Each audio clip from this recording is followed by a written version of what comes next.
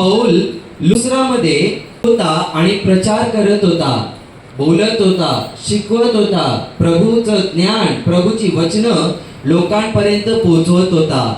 आणि जी लोक आणि जो जमाव तिथे ऐकायला जमला होता त्याच्यामध्ये एक व्यक्ती होता, तो जन्मापासून पांगळा होता.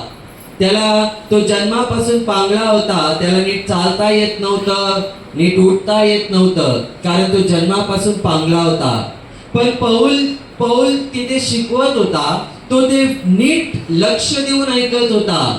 आणि पौलाचं लक्ष त्या माणसाकडे गेलं आणि पौलाला दिसलं की हा माणूस विश्वासाने ऐकतो आणि याच्यामध्ये तो विश्वास आहे, जो विश्वास याला बरं करू शकतो.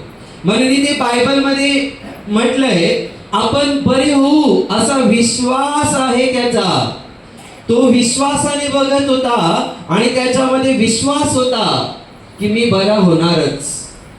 आणि पौलाने जेव्हा त्याच्याकडे पाहिलं तेव्हा पौलाला त्याच्यामध्ये विश्वास आढळला आणि आपण बरे होऊ असा विश्वास त्याच्यामध्ये होता. आणि पौल त्याला मोठ्याने म्हणाला, तू आपल्या पायांवर नीट उभा राहा. आणि जसा पौल बोलला, बायबल मध्ये सांगितलंय की त्याच वेळेला तो स्वतःच्या पायावरती उठून उभा राहिला. आणि प्रियानो, तुम्ही जे देवाजवळ आलेले आहात, तुम्हाला पण देवाकडून आशीर्वाद हवा असेल किंवा तुम्हाला बरं व्हायचं असेल तर तुमच्यामध्ये तो विश्वास असला पाहिजे. जो विश्वास जो जन्मापासून पांगळा व्यक्ती होता त्या माणसाने त्या वेळेला त्याच्यामध्ये विश्वास बाळगला की मी बरा होऊ शकतो, तसाच विश्वास तुमच्यामध्ये देखील असला पाहिजे.